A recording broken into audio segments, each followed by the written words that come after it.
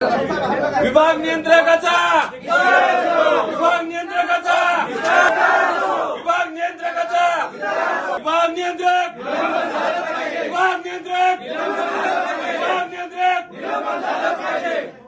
सेवा शक्ती संघर्ष एसटी कर्मचारी संघाच्या माध्यमातून विभाग नियंत्रक यांची आम्ही भेट मागितलेली होती।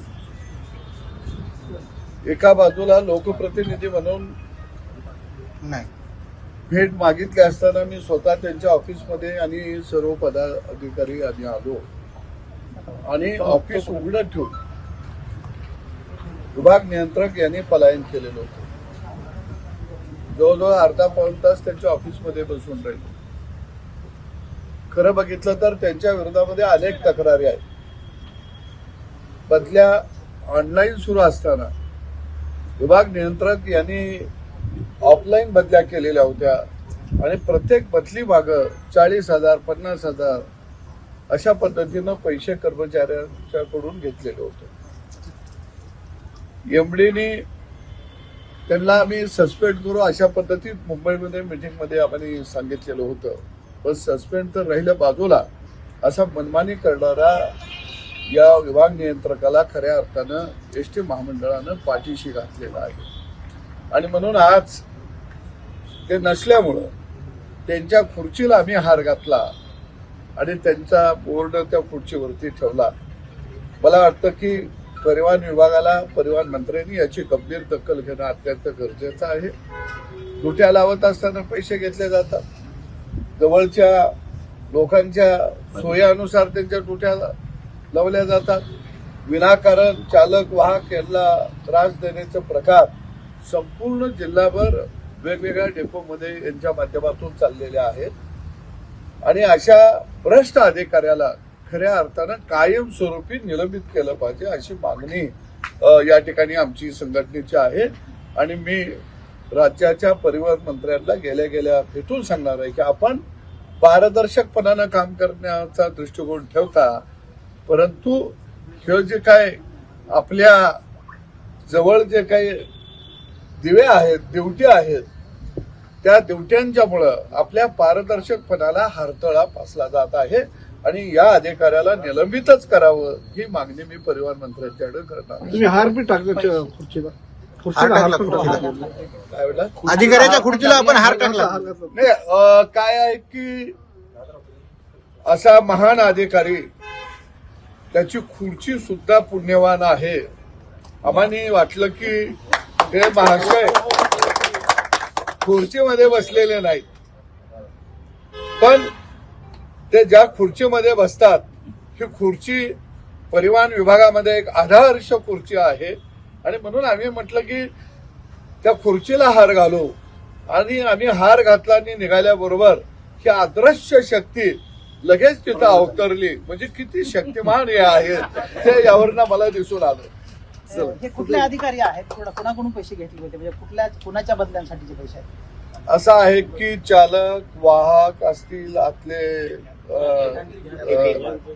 कारागीर असतील, आमचे म्हणजे एसटी विभागामध्ये अंतर्गत गाड्यांची दुरुस्ती करणारा कर्मचारी वर्ग असेल, सगळ्यांनी पैसे घेतलेले आहेत आणि ते सिद्ध झालेले आहे। कारण ऑनलाईन बदल्या कराव्या असा एसटी महामंडळाचा आदेश असताना या बहादरानं ऑफलाईन बदल्या केल्या।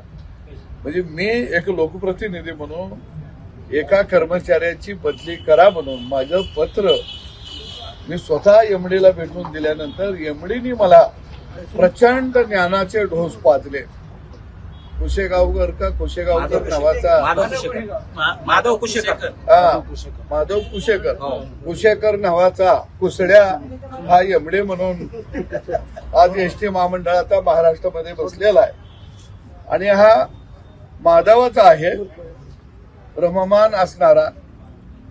आता वरून पासून खालपर्यंत कीड लागलेली आहे आणि म्हणून या ठिकाणी अशा भ्रष्ट अधिकाऱ्याला कुशेकर नावाचा एमडी सुद्धा पाठीशी घालत आहे, कारण एमडी सुद्धा त्याच गावचा आहे आणि म्हणून तातडीनं अशा माणसांचं निलंबन झालं पाहिजे ही भूमिका घेऊन मी आता सरनाईक साहेबांना भेटणार आहे। सदाभाऊ, तुम्ही सातत्यानं भ्रष्टाचाराच्या विरोधात बोलत असता आणि आंदोलनही आम्ही पाहिले अनेक वर्षापासून शेतकऱ्यासाठी करता.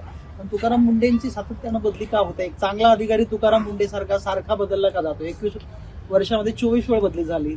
काय आहे तुम्हाला मी सांगतो की एसटीच्या संदर्भामध्ये बोलायचं झालं तर एसटी ही गावगाड्याची खऱ्या अर्थानं बघितलं तर रक्तवाहिनी आहे आणि म्हणून खेड्यापाड्यातल्या गोरगरिबाला एक मोठं साधन हे एसटीच्या माध्यमातून खऱ्या अर्थानं उपलब्ध होत असतं आणि म्हणून या एसटी मध्ये काम करणारा जो कर्मचारी आहे तो 18 पगड जातीचा आहे, शेताभातात राबणार आहे, रोजगार करणार आहे, दर्याखोऱ्यात राहणार आहे.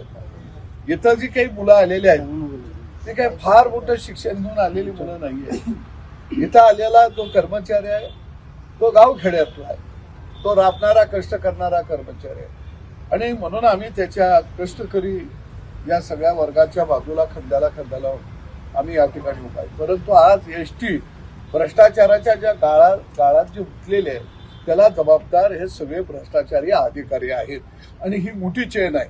हे तोडण्याचा प्रयत्न आम्ही सातत्यानं करत बरं, आहोत. हा प्रश्न नाही तुकाराम मुंडेचा तुकाराम मुंडे आहे यांची वारंवार बदली होते. चांगलं अधिकारी तुकाराम मुंडेंची बदली का केली का जाते केली जाते? सातत्यानं? असा प्रश्न शासनाकडून होते. तुकाराम मुंडेची बदली का केली जाते वारंवार? आता कसं आहे की मला माझे घरानं वारकरी संप्रदायातला असल्यामुळं मला तुकाराम महाराजांच्या विषयी फार माहीत आहे. कारण मी लहानपणी तुकाराम चरित्र वाचलं. माझा बाप माळकरी होता त्यामुळं त्यांना अनेक अभंग पाठ असायचे. त्यामुळे हे नवीन योगातले तुकाराम यांच्याविषयी मला फारशी माहिती नाही.